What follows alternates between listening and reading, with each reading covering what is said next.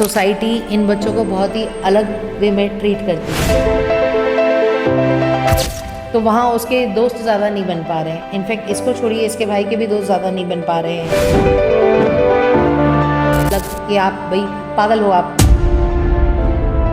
काफ़ी गलत लोगों से भी उसका पाला पड़ा है, उस मतलब उनका नाम नहीं लेना चाहिए मुझे।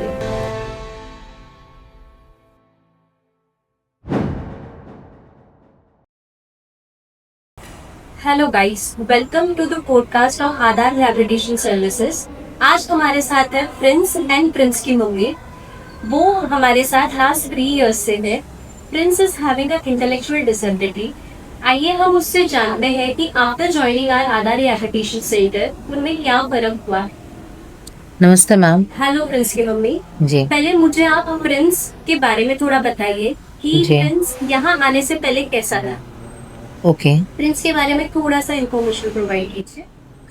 जी मैम, नमस्ते। मेरा नाम प्रतिभा चतुर्वेदी है। जैसा कि आपने बताया कि प्रिंस को आप जानते हैं कि प्रिंस को इंटेलेक्चुअल डिसेबिलिटी की प्रॉब्लम है।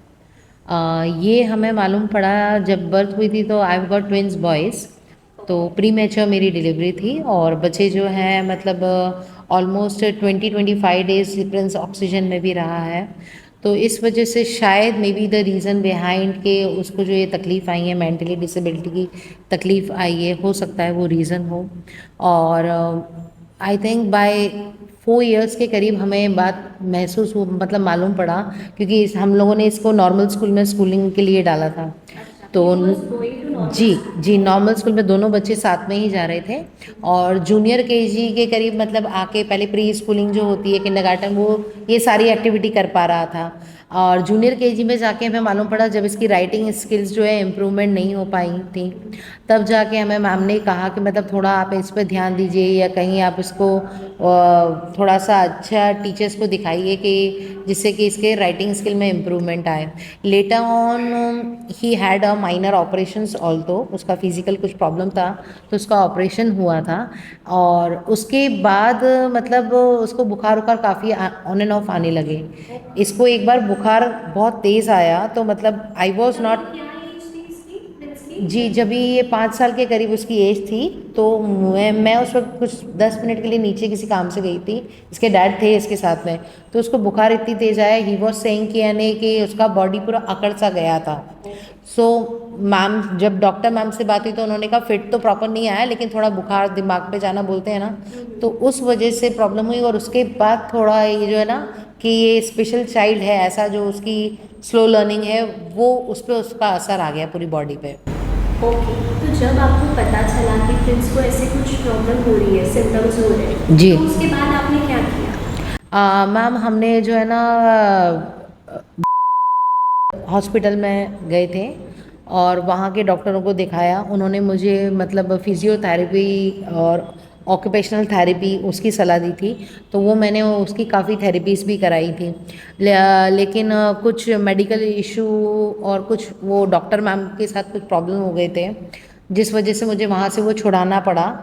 और पैसे भी काफ़ी जा रहे थे, क्योंकि यहाँ जो प्राइवेट थेरेपीज़ होती हैं वो काफ़ी महंगी होती हैं, जैसा कि आपको पता है। पर डे के charges from 300 to 500 per day we have to पे। सो मैंने सोचा कि कहीं मैं थोड़ा कंसेशनल रेट में हो, तो उसके लिए हमने ट्राई किया। तो उसके बाद मैंने इसकी थेरेपी नायरा हॉस्पिटल से कराई थी।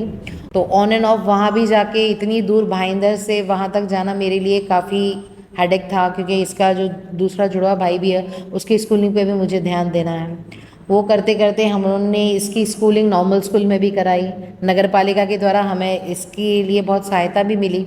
वहाँ भी जो है टीचर्स कभी सपोर्टिव मिलते हैं, तो कभी और दूसरे प्रिंसिपल से सपोर्टिव नहीं है, या और बच्चे उनके पेरेंट्स सपोर्टिव नहीं है। तो इस तरह करते करते जो है प्रिंस का ऑन एंड ऑफ स्कूलिंग रहा है नॉर्मल स्कूल में। फिर कुछ समय बाद हमने जो है इसको स्पेशल स्कूल में भी डाला। फिर करोना आ गया, तो उस चक्कर में उसकी वो स्कूलिंग छूट गई। इसके जैसे हमारे सारे बच्चे, नॉर्मल स्कूल के बच्चे भी सब ऑनलाइन पढ़ने लगे। अब क्योंकि ये स्पेशल चाइल्ड है, तो वो तो ऑनलाइन भी नहीं पढ़ सकता है। बाद में फिर हमें नाला सुपारा के स्कूल में हमने इसको डाला। वहाँ भी हमें बहुत काफ़ी दूर पढ़ने लगा जाना, तो उसका हमारे पास कोई विकल्प नहीं था। जहाँ वो पढ़ाई लिखाई उसने कोरोना पीरियड में, बच्चे जो घर में बैठे थे, तो उसने वो काफ़ी सीखा था। उस पीरियड में, लेकिन because he had got typhoid twice during that period and 1 डेढ़ हफ्ते हॉस्पिटलाइज 2 2 बार हुआ है, तो उसका इस पर बहुत असर हुआ। और जो वातावरण था वो टाइम पे, everybody was scared about the disease, तो वो सारी चीज़ें वो सुनता था, तो उसका बहुत ज़्यादा इसका माइंड पे असर हुआ, काफ़ी डर गया। पढ़ाई लिखाई भी जो हमने बहुत अच्छे तक सिखाई थी, सब हम वापस ज़ीरो पर आ गए। अचानक हमारे सामने एक उम्मीद की किरण जागी कि हमें नगर पालिका से एक फ़ोन आया कि मैम हम जो ने जो है एक यहाँ जो है ओटी थेरेपी और उनके लिए एक सेंटर खोला है, तो क्या आप इंटरेस्टेड हैं इनको लाने के लिए।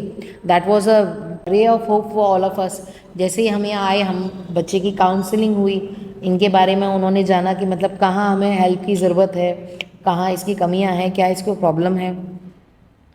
फिर बाद में हमें मालूम पड़ा कि उनका रेगुलर एडीएल एक्टिविटीज़ की थेरेपी भी होने जा रही है, जिससे कि इसको बहुत फ़ायदा हुआ। डेली ये आके अपनी स्कूलिंग टाइप की एक्टिविटीज़ कर सकेगा, एकेडमिक भी जिसमें होंगे, गेम्स भी खिलाएंगे, तो उससे हमें बहुत बहुत बहुत फ़ायदा हुआ। तो आधार रिहैब के ज़रिए मेरे बच्चे ने जो कोरोना के बाद से जो उसका जो पूरा फोकस लैक हो गया था, और आधार के माध्यम से फिर से हमने रीस्टार्ट किया वो सारी चीज़ें। एक चीज़ जो हमने इस दौरान जो एक और हमें झेलनी पड़ी वो ये था कि शुरू से जैसा कि आप देखते हैं, सोसाइटी इन बच्चों को बहुत ही अलग वे में ट्रीट करती है। इसकी जर्नी कैसी रही प्रिंस जी। की? थोड़ा आप उसकी जर्नी के बारे में बताइए। आधार ज्वाइन करने से पहले उसकी जर्नी कैसे, बाहर उसको एक्सेप्ट किया गया नहीं किया गया, प्लीज उस बारे में थोड़ा सा बताइए। जी, फैमिली के लिए तो हर बच्चा अपना बहुत ही अच्छा बच्चा होता है, चाहे वो नॉर्मल बच्चा हो या स्पेशल चाइल्ड हो। तो हमारे लिए तो we are treating them normally only. और फैमिली में भी जो है, जॉइंट फैमिली में हम पहले रहते थे, फिर न्यूक्लियर भी हुए, तो बच्चे को फैमिली में भी ट्रीट किया जा रहा है वैसे ही। लेकिन कहीं ना कहीं आप सोशलाइज करेंगे तो वो एक स्पेशल चाइल्ड के बच्चे के पेरेंट्स को और उसके भाई बहन को, उसको बहुत एक अलग नज़रिए से ट्रीट किया जाता है। हम जिस भी बिल्डिंग में जा रहे कर रहे हैं, तो वहाँ उसके दोस्त ज़्यादा नहीं बन पा रहे हैं। इनफैक्ट इसको छोड़िए, इसके भाई के भी दोस्त ज़्यादा नहीं बन पा रहे हैं उसी एक रीज़न के चक्कर में। I am being educated, I have to start something from my home also, because of him I am not getting the tuitions or maybe that work which I can do from home। तो ऐसा होता है, बहुत बार हमने बहुत बार भेदभाव देते हैं कि हमारा बच्चा, जैसा कि आप देखते हैं कि फिजिकली फिट है, वो नीचे और बच्चों के साथ अच्छे से कन्वर्सेट कर सकता है, खेल सकता है, लेकिन उसे वैसा माहौल नहीं दिया गया, उसको उस तरह से ट्रीट नहीं किया गया। एक अलग कि आप भाई पागल हो, आप एक पागल वर्ड यूज़ नहीं करना चाहिए उसके सामने, लेकिन उसको ऐसे ही वर्ड से ट्रीट किया गया, विच उसके ज़रिए हमने काफ़ी झेला है। कि यानी कि आई शुड नॉट से दिक पब्लिकली कि there are certain ill minded peoples, because of them I have to leave some space also because of that. और काफ़ी गलत लोगों से भी उसका पाला पड़ा है, उस मतलब उनका नाम नहीं लेना चाहिए मुझे। तो भेदभाव जो, क्योंकि अच्छी अच्छी पिक्चर्स, इस तरह की जो पिक्चर्स आती हैं, जैसे हो गई अभी नई मूवी आई, इन मूवियों को लोग देखना बहुत पसंद करते हैं, और उससे करते हैं नहीं नहीं we should treat this kind of special person equally. तो वो थोड़ा करके इमोशनल अटैचमेंट होके थिएटर में रोना धोना करके पब्लिक लौट आएगी, but again from back to their mind they are on their own space, और फिर वो उनको अनइक्वली ट्रीट करते हैं। जबकि हमें ये देखना चाहिए हर एक बच्चे की अपनी एक अलग स्पेशलिटी है। यहाँ आके जो वो फोकस लेवल उसका थोड़ा लैक हो रहा था, उसका सेल्फ कॉन्फिडेंस लैक हो रहा था, उसके पास दोस्त नहीं थे, सबसे ज़रूरी बात। यहाँ आके वो अपना जब स्कूलिंग टाइम में आता है तो उसको लगता है नहीं यार मेरी भी फ्रेंड्स हैं, हाय हेलो करके सबको ग्रीट करता है, मेरी भी फ्रेंड्स हैं, मेरी भी टीचर हैं जो मुझे इक्वली ट्रीट कर रही हैं, मेरे सारे दोस्त हैं। वो अपना जो उसका टैलेंट है, चाहे वो सिंगिंग हो, डांसिंग हो, वो उसको दिखा पा रहा है।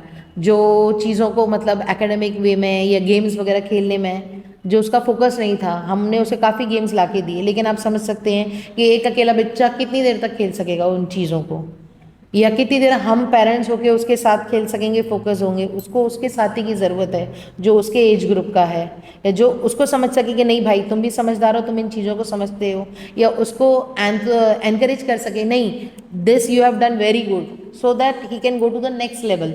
तो वो सारी चीज़ें आधार में हमने करी हैं। आधार में आके इसकी जो भी ओटी थेरेपीज़ हुई हैं, जो फिजियोथेरेपीज़ हुई हैं वो बहुत ही अच्छी हुई। यहाँ के जो इक्विपमेंट्स हैं फिजियोथेरेपी के या ओटी थेरेपीज़ में जो भी गेमिंग्स खिलाए गए हैं, जो भी गेम्स हैं, मेमोरी गेम्स हैं, वो सारी चीज़ें इसके लिए वो काफ़ी हेल्पफुल रही हैं उन सारी चीज़ों में कि now he is just master on those games कि अरे ये तो मुझे आता है मम्मी। अब आगे दूसरा उसको है कि अब अगले और कौन सा हार्ड हर्डल्स को जिसको वो पार कर सके। तो वो सारी चीज़ों का हमें काफ़ी फ़ायदा हुआ है उसका। और उसका जो भी यहाँ पर्टिकुलर डेज मनाए जाते हैं, सेलिब्रेट किए जाते हैं, तो उसके लिए भी वो बढ़ चढ़ कर हिस्सा लेने के लिए he is very much excited वो टू कॉन्फिडेंस आया जी, है। वो पार्टिसिपेट करने के लिए जो एक स्टेज फियर होता है, किसी भी बच्चे में होता है स्टेज फियर। तो हालांकि ये तो बिंदास शुरू से रहा है, लेकिन फिर भी एक जो होता है ना एटिकेट्स थोड़े से कि किस तरह से माइक पकड़ना है, किस तरह से आपको परफॉर्म करना है, ग्रुपिंग में आपको कैसे आप बोलोगे, कैसे खेलोगे, तो वो सारी चीज़ें इसने यहाँ ज़्यादा आई अच्छे थिंक से अभी सीखी उसके हैं। फ्रेंड्स भी ज्यादा बड़े जी होंगे। हाँ, काफ़ी उसके फ्रेंड्स ज़्यादा बने हैं। प्रिंस की मम्मी, आप कुछ एक मैसेज देना चाहेंगे जो बाकी पेरेंट्स है उनके लिए कि आपने इसको ऐसे सपोर्ट करके इस माध्यम तक कैसे लाया, प्लस जो उनको अपना नहीं रही है उनके लिए कुछ मैसेज देना चाहेंगे?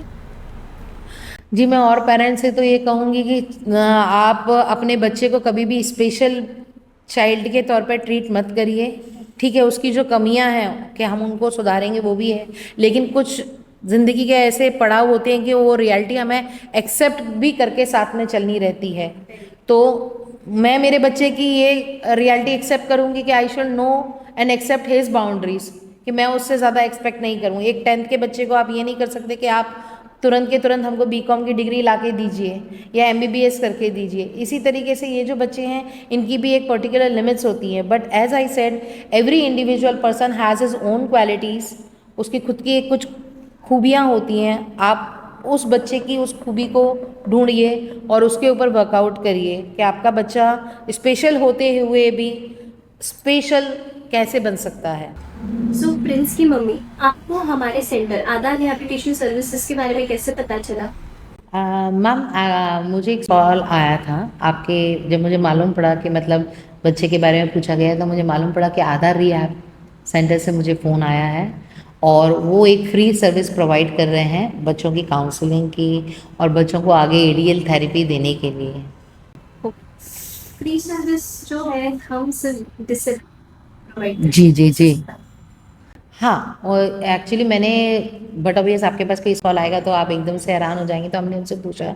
सो दे सेड कि जो सर्टिफाइड बच्चे होते हैं डिसेबिलिटी, जिनके पास सर्टिफाइड सर्टिफिकेशन यूडीआईडी कार्ड है, तो उनको डेटा, उनके डेटा के ज़रिए मीरा भाईंदर में प्रिंस यहाँ रह रहा है, उसके ज़रिए कल हमारे पास आया and we much very much interested.